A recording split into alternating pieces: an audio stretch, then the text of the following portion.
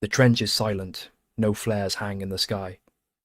The sentries stand motionless in their parapets, breath clouding in the cold air of a March night in 1916. Behind the forward positions, sheltered in a communication trench scraped into French clay, a group of German pioneers work without speaking. Their movements are deliberate.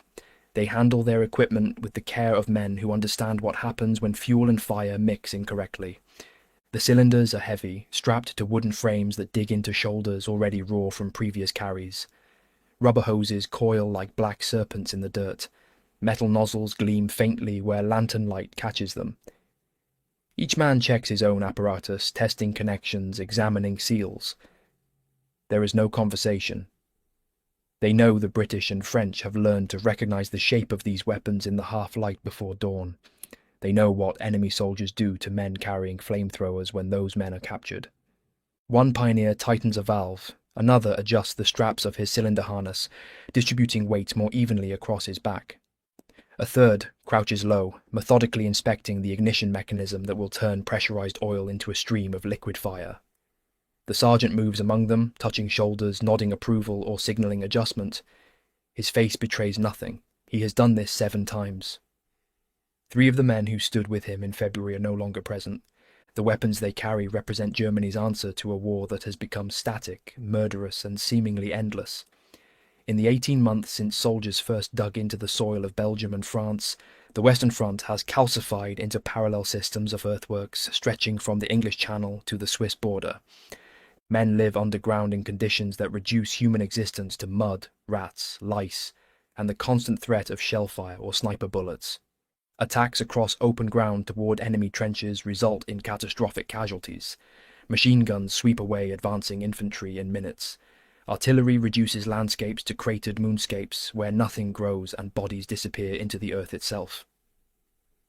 The German army, like all armies trapped in this industrialized slaughter, searches desperately for weapons and tactics that might restore movement to a frozen battlefield. Throughout 1915, military engineers and pioneers experiment with devices intended to break the trench deadlock. Poison gas represents one attempt. Flamethrowers represent another. The flamethrower itself is not a German invention, though Germany will become the first nation to deploy it systematically in modern warfare. Fire as a weapon dates back to antiquity. Greek fire burned enemy ships in Byzantine naval battles. Medieval sieges saw defenders pour boiling oil on attackers. But the mechanical apparatus that pressurizes fuel and projects it as a sustained stream of flame is a product of the 20th century. A German engineer named Richard Fiedler develops the first practical military flamethrower in 1901. His design uses compressed air to force fuel oil through a nozzle where it ignites upon contact with a pilot light. The weapon produces a jet of burning liquid that can reach targets 30 meters away. Fiedler demonstrates his invention to the German army, which expresses interest but does not immediately adopt the weapon for standard use. The technology remains experimental, relegated to specialist units and tested in limited scenarios. When war erupts in August 1914, the German military establishment still regards flamethrowers as novelty items rather than essential battlefield tools. The initial campaigns in Belgium and France focus on maneuver, rapid advances, and the execution of the Schlieffen Plan. There seems no need for exotic weaponry when conventional tactics appear sufficient. But the failure of the German offensive before Paris, the subsequent race to the sea, and the establishment of continuous trench lines force a fundamental reassessment. By early 1915, German commanders confront a strategic nightmare.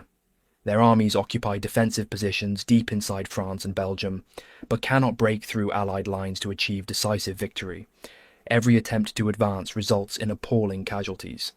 The French and British, meanwhile, launch their own attacks with equally dismal results. The war has become a grinding, attritional struggle that favours neither side and consumes men at rates that strain the capacity of European societies to replace losses. It is within this context that German military planners turn to flamethrowers with renewed interest. The weapon offers potential advantages in the specific conditions of trench warfare. Trenches are confined spaces where conventional weapons struggle to reach defenders sheltered behind traverses and protected by earthworks. Machine guns cannot easily sweep enclosed trench sections. Rifles require direct line of sight.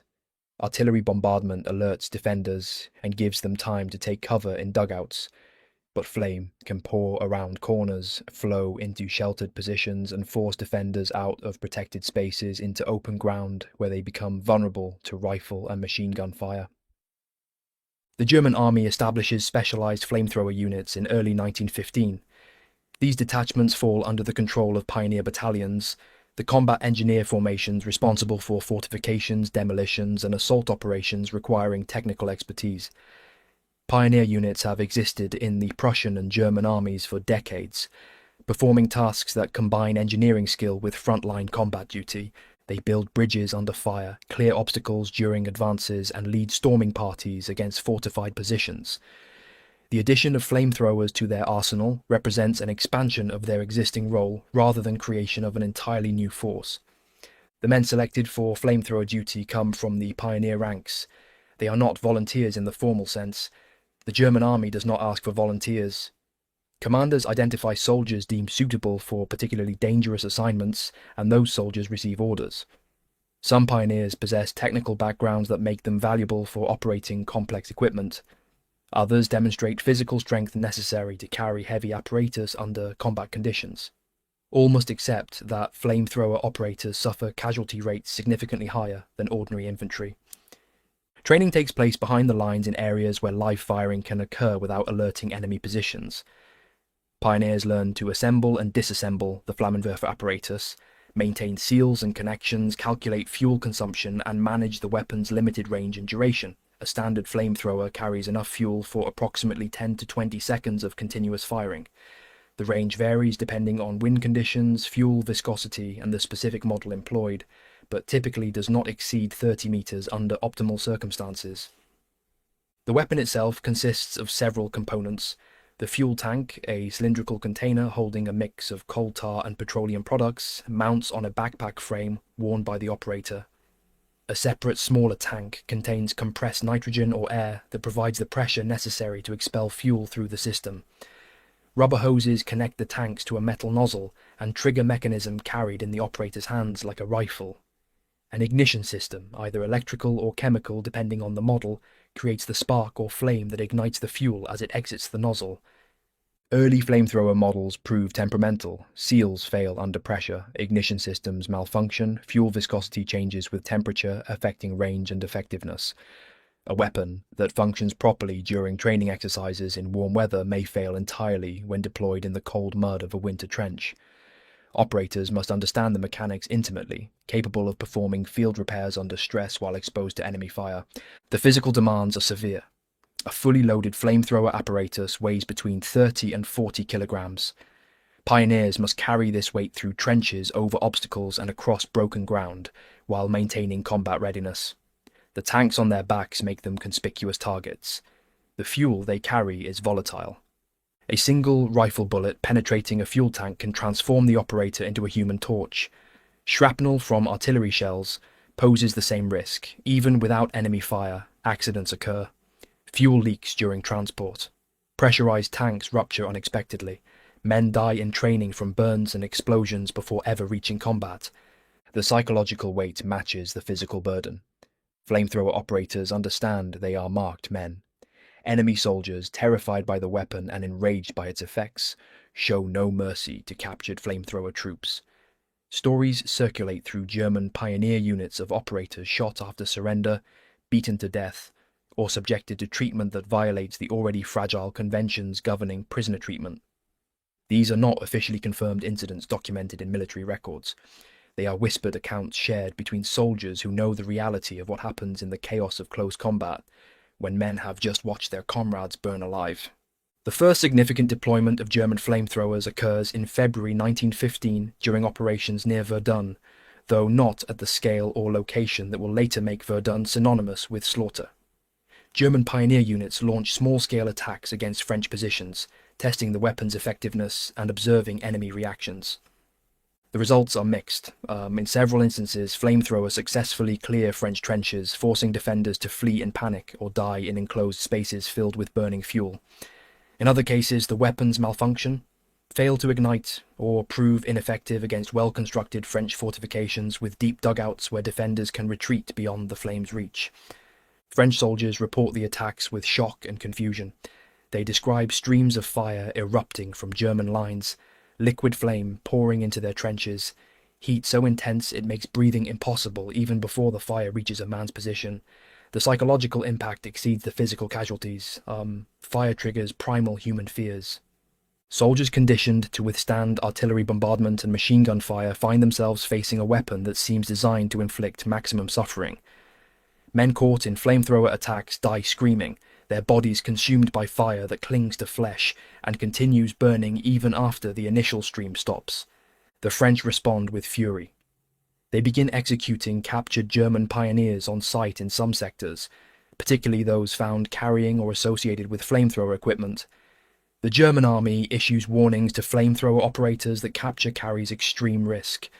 Some units adopt the practice of removing identifying insignia or equipment before engaging in flamethrower assaults, hoping to blend back into regular pioneer formations if forced to surrender. This rarely succeeds. The smell of fuel oil clings to clothing and hands. The distinctive burn marks and equipment damage make identification straightforward for enemy soldiers seeking revenge. Throughout the spring and summer of 1915, German flamethrower tactics evolve through trial and error. Commanders learn that the weapon works best in specific scenarios. It excels in trench-clearing operations where defenders occupy known positions in enclosed spaces.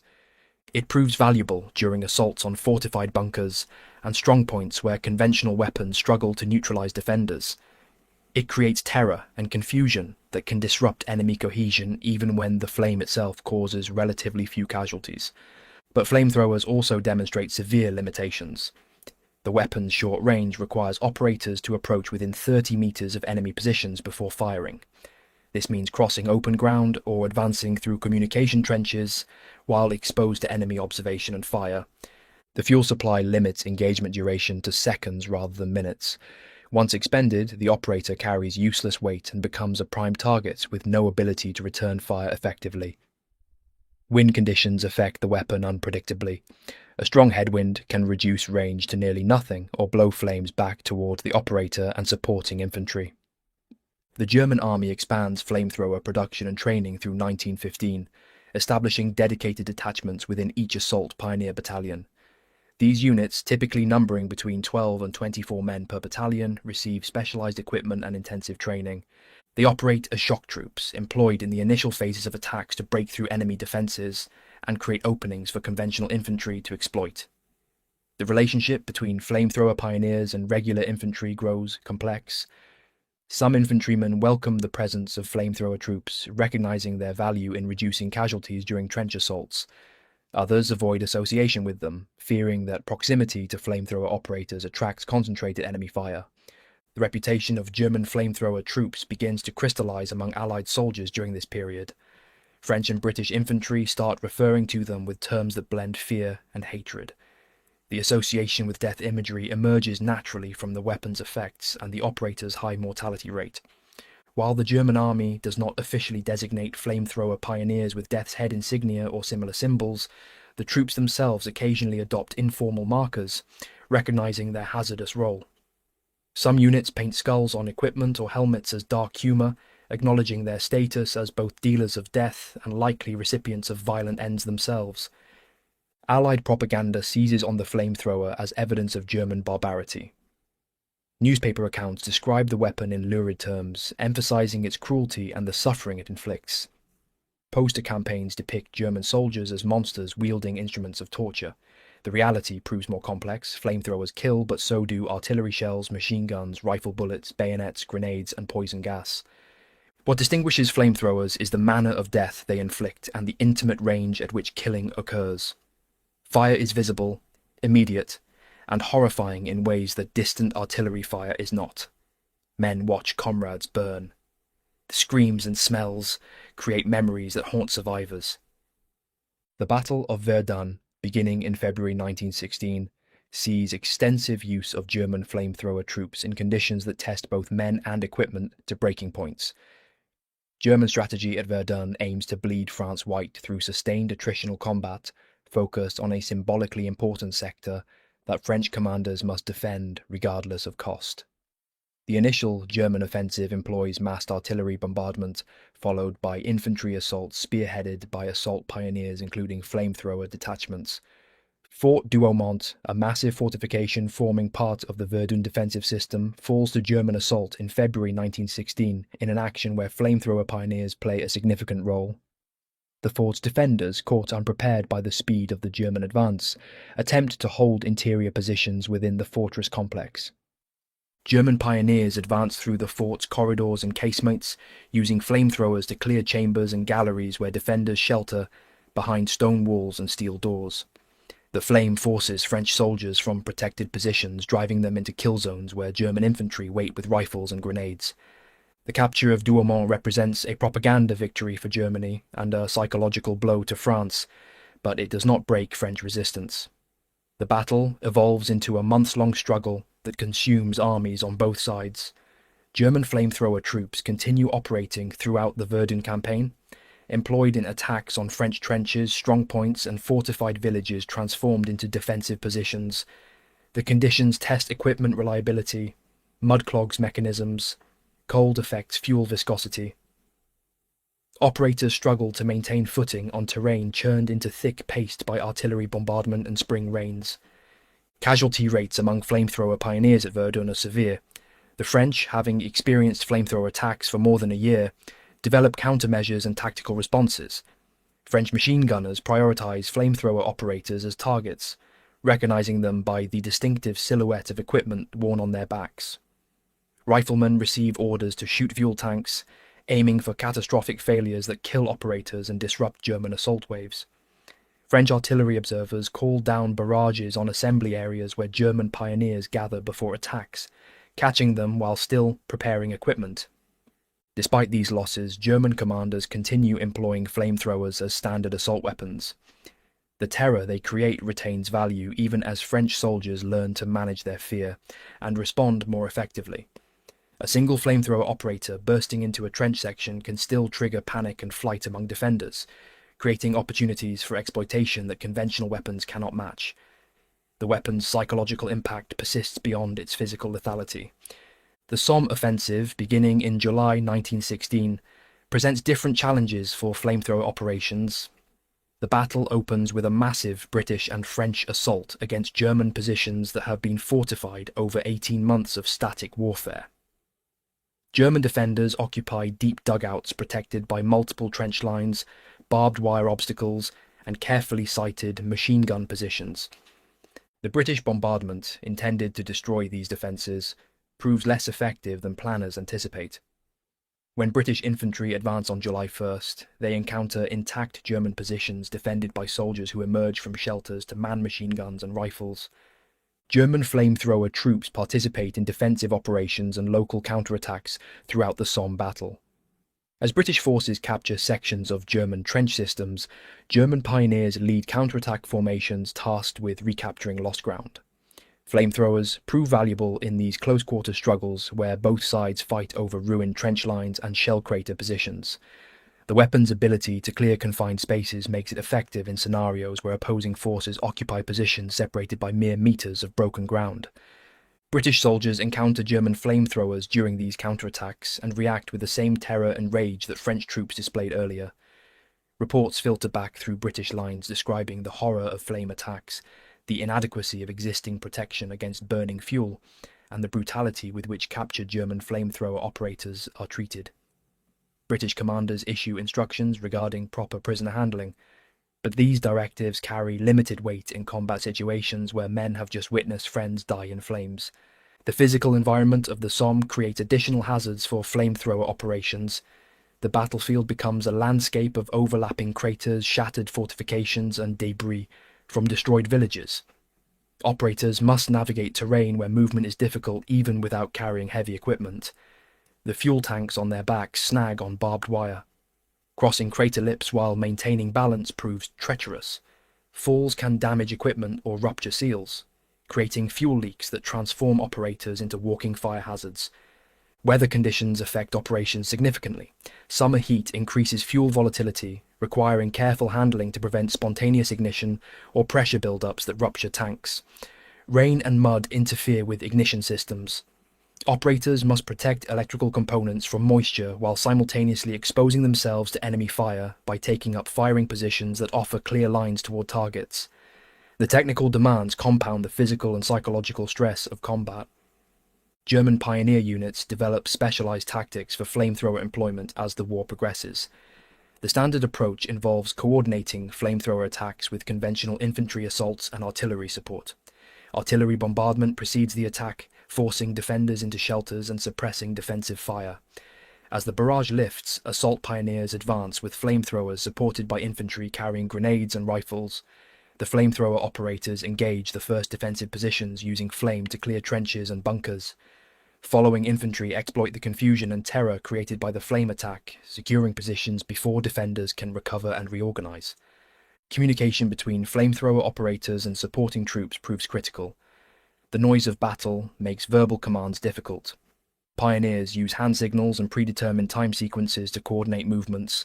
An operator needs infantrymen positioned to protect his flanks and rear, while he focuses on operating the weapon.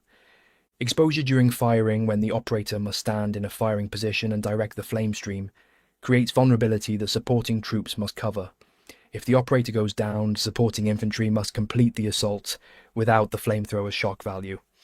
Training emphasizes these coordination requirements. Pioneers and infantry practice together, learning to move as integrated teams rather than separate elements. The training proves essential in combat where confusion and stress can cause coordination breakdowns. A flamethrower operator who advances too far ahead of supporting infantry becomes isolated and vulnerable. Infantry who fail to follow up a successful flamethrower attack waste the opening created by the flame. The selection of targets for flamethrower attacks requires careful judgment. The weapon works best against specific types of positions. Bunkers with limited exits, enclosed trench sections with no escape routes, and dugouts with narrow entrances represent ideal targets. Open trench systems with multiple exits allow defenders to flee before the flame reaches them, reducing the weapon's effectiveness. Concrete fortifications with thick walls and steel doors may prove resistant to flame, though the heat and smoke can still drive out defenders who lack adequate ventilation. Operators learn to read terrain and predict where defenders will shelter. A crater with steep sides becomes a trap when flame pours over the lip. A communication trench ending in a dead end turns into a killing ground. The operator must position himself to maximize the flame's effect while minimizing his own exposure. This requires moving to specific angles and positions, often under fire, while managing heavy equipment and maintaining awareness of fuel levels and system status. The fuel itself represents both weapon and hazard. German flamethrowers use various fuel mixtures depending on availability and specific operational requirements. Coal, tar-based mixtures burn intensely, but flow sluggishly in cold conditions. Petroleum-based fuels flow more easily but may not adhere to surfaces as effectively. Some mixtures include additives designed to enhance burning duration or increase heat intensity. All are toxic. Prolonged exposure to fuel vapors causes headaches, nausea, and respiratory distress. Operators who survive combat long enough to accumulate multiple missions often show symptoms of chronic exposure to chemical irritants. The moment of firing remains etched in survivors' memories with particular clarity. The operator squeezes the trigger mechanism, opening valves that release pressurized fuel through the nozzle. The ignition system sparks or maintains a pilot flame that catches the fuel stream as it exits the nozzle. There is a distinct sound, a roaring whoosh, as flame erupts and projects outward. The heat radiates backward toward the operator and anyone standing near him. The air smells of burning petroleum and scorched earth. If the wind shifts, smoke can blow back over friendly positions, creating blinding clouds that obscure vision and choke lungs. The flame itself appears as a coherent stream of liquid fire arcing through space toward the target. It does not behave like a campfire or candle flame. The burning fuel has weight and momentum, traveling along a ballistic trajectory before splashing against whatever surface it contacts. When the flame strikes a trench wall or bunker entrance, it flows like water, pouring into openings and spreading across horizontal surfaces. Anything flammable ignites. Wood burns. Fabric burns. Flesh burns. Defenders caught in the flame's path face impossible choices. Staying in position means death by fire. Fleeing exposes them to rifle and machine gun fire from German infantry positioned to intercept anyone driven from cover. Some defenders attempt to fight through the flame, advancing toward the operator in desperate attempts to kill him before dying themselves. These attacks occasionally succeed. A determined defender armed with a grenade or rifle can close the distance during the brief seconds of firing and eliminate the operator, though the defender typically dies in the process. The aftermath of a flamethrower attack presents scenes that haunt both attackers and any surviving defenders. Bodies show the distinctive marks of death by burning. Some casualties die from heat alone, their lungs seared by inhaling superheated air before flames reach them. Others suffer burns over portions of their bodies while dying from other wounds received during the assault. The smell of burned human flesh mingles with petroleum odours and the general stench of the battlefield. German infantry advancing through positions just cleared by flamethrowers must navigate these scenes while maintaining combat readiness. The psychological impact on the operators themselves proves significant. Burning men alive at close range affects soldiers differently than killing at distance with rifle or artillery fire. Some pioneers develop mechanisms to distance themselves emotionally from what they do, treating the work as mechanical execution of military tasks. Others struggle with nightmares and guilt despite functioning effectively during missions. The German army provides no formal psychological support for combat troops. Soldiers cope through informal means, relying on comradeship and whatever personal resources they possess. Allied countermeasures evolve as flamethrower encounters become routine rather than shocking novelties. French and British troops learn to recognize the signs of impending flamethrower attacks. The appearance of German pioneers in forward trenches, unusual activity in assembly areas, or specific patterns of artillery bombardment can signal preparation for assault using flamethrowers. Defenders receive training in responding to flame attacks, including instructions to target operators immediately and prioritize killing or disabling the weapon before it can fire. Some Allied units adopt the practice of maintaining sharpshooters specifically tasked with watching for flamethrower operators. These marksmen receive orders to ignore other targets if a flamethrower appears, focusing all attention on shooting the operator or rupturing the fuel tank. A single, well-placed rifle shot can eliminate the threat before any flame is discharged. The pressure this places on German pioneers is immense. They know that from the moment they become visible carrying flamethrowers, they are priority targets for every enemy rifleman and machine gunner within range. British and French forces also experiment with defensive measures intended to reduce flamethrower effectiveness. Trench designs incorporate more exits and escape routes, reducing the likelihood that defenders will be trapped in dead-end positions where flame can corner them. Firefighting equipment, primitive by modern standards but better than nothing, appears in some frontline positions. Buckets of sand, water supplies, and blankets provide minimal means of combating fires started by flamethrower attacks. The effectiveness of these measures varies. A determined flamethrower assault supported by coordinated infantry still succeeds more often than it fails. The Germans continue refining their equipment throughout 1916 and 1917. Improved models of the Flammenwerfer appear, incorporating lessons learned from 2 years of combat use. The Klein Flammenwerfer, a lighter version designed for greater mobility, reduces operator load at the cost of decreased fuel capacity and shorter range. The Gross Flammenwerfer, a larger model sometimes mounted in fixed positions, offers increased range and duration but sacrifices mobility. Neither variant eliminates the fundamental vulnerabilities inherent in the weapon system. Tactical doctrine evolves alongside equipment improvements. German assault tactics increasingly emphasize combined arms integration, using flamethrowers as one element within larger formations that include infantry, engineers, light artillery, and machine gun teams. The concept of Stoßtruppen, or stormtroopers, develops during this period, creating specialized assault units trained in infiltration tactics and equipped with weapons suited to close combat. Flamethrower pioneers serve as critical components of these assault formations, though they represent only one capability among several. The spring offensives of 1918, Germany's final major attacks on the Western Front, employ flamethrower troops extensively. The Kaiserschlacht, or Kaiser's Battle, attempts to break through Allied lines before American forces arrive in sufficient numbers to tip the balance decisively against Germany. German stormtrooper tactics achieve initial successes, penetrating deep into Allied rear areas and creating breaches in defensive systems. Flamethrower pioneers participate in these attacks, clearing strongpoints and reducing fortified positions that resist conventional assault. British and French defenders, now experienced in facing German flamethrower attacks, fight back with desperation born of understanding what defeat means. The attacks create fluid situations where the static nature of previous warfare dissolves temporarily. German pioneers operate in scenarios requiring rapid movement and quick decision-making rather than methodical trench clearing.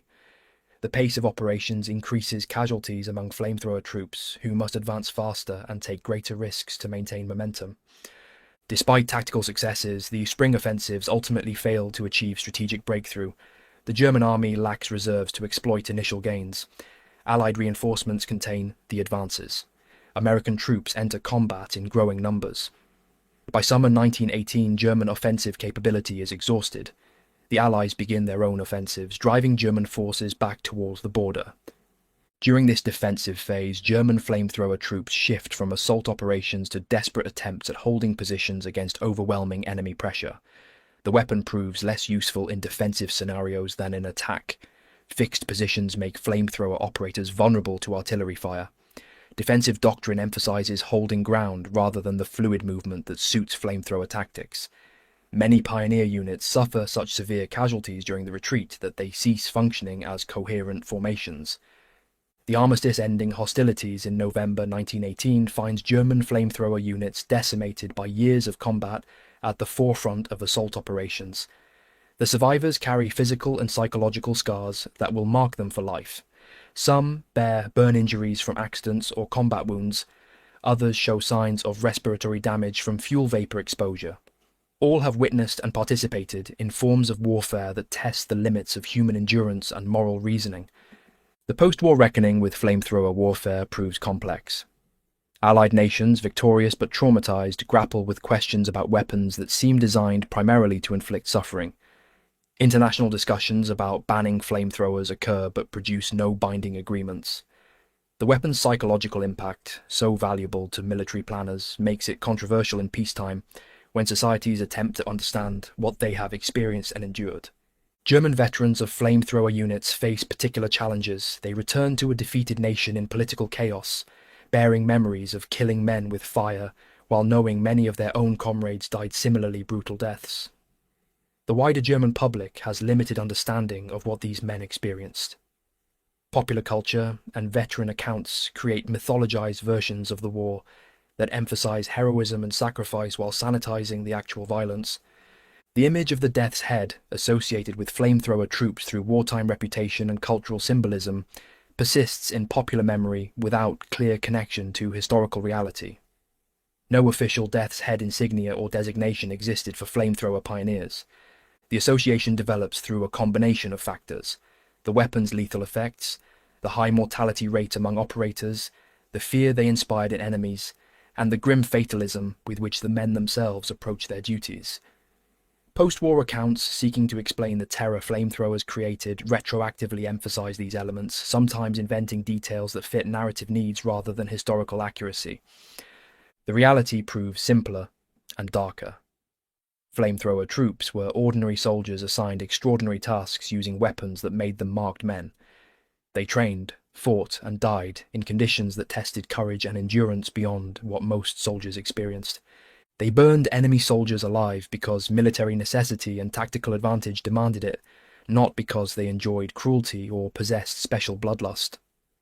The weapon required operators willing to accept near certainty of death or severe injury in exchange for brief moments of overwhelming combat advantage.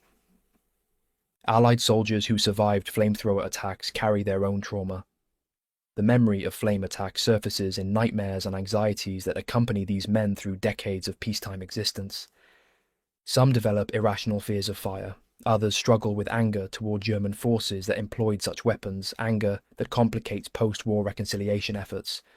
The specific horror of dying by fire creates psychological wounds distinct from those caused by bullets or shells. The tactical legacy of flamethrower warfare extends beyond World War I.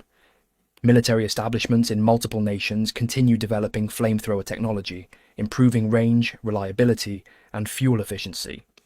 The weapon reappears in subsequent conflicts, employed in scenarios where enclosed positions must be cleared and defenders dug into fortified positions resist conventional assault. But the fundamental limitations remain. Flamethrowers excel in specific situations while proving useless or counterproductive in others.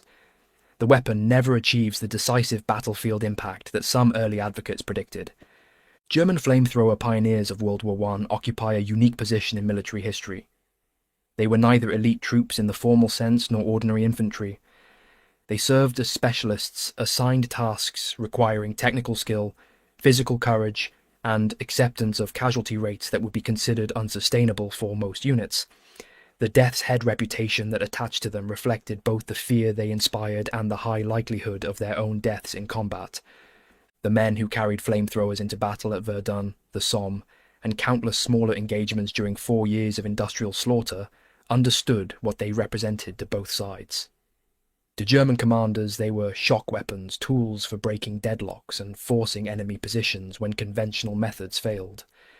To Allied defenders, they embodied a particularly cruel form of warfare that struck at primal fears and challenged the fragile codes governing combat behaviour. To themselves, they were soldiers performing assigned duties in full knowledge that each mission reduced the odds of survival. No triumph marked their service, no glory accompanied their work. They achieved tactical successes that proved strategically meaningless in a war where strategic success eluded all participants. They inspired fear that translated into hatred, ensuring brutal treatment if captured. They suffered casualties that devastated their ranks repeatedly, requiring constant replacement of trained operators with new men who learned quickly or died quickly. The trenches where German pioneers prepared flamethrower equipment in darkness, knowing detection meant death, have long since been filled and forgotten. The battlefields where they fought have returned to farmland and forest. The men themselves, survivors and casualties alike, have passed from living memory into historical record. What remains is the uncomfortable truth that ordinary men, when placed in extraordinary circumstances and armed with terrible weapons, will do what war demands of them regardless of cost to themselves or others. The flamethrower pioneers of World War I were neither heroes nor villains. They were soldiers caught in a war that consumed a generation, armed with weapons that magnified the horror already inherent in industrialized combat. They fought, suffered, and died in conditions that defy comfortable categorization. Their legacy is measured not in victories or defeats, but in the persistent human capacity to endure and inflict suffering when military necessity demands it. The flame they carried lit the darkness of trench warfare with brief, terrible illumination that revealed the depths to which modern war had descended and the limits of what men would accept in the name of duty.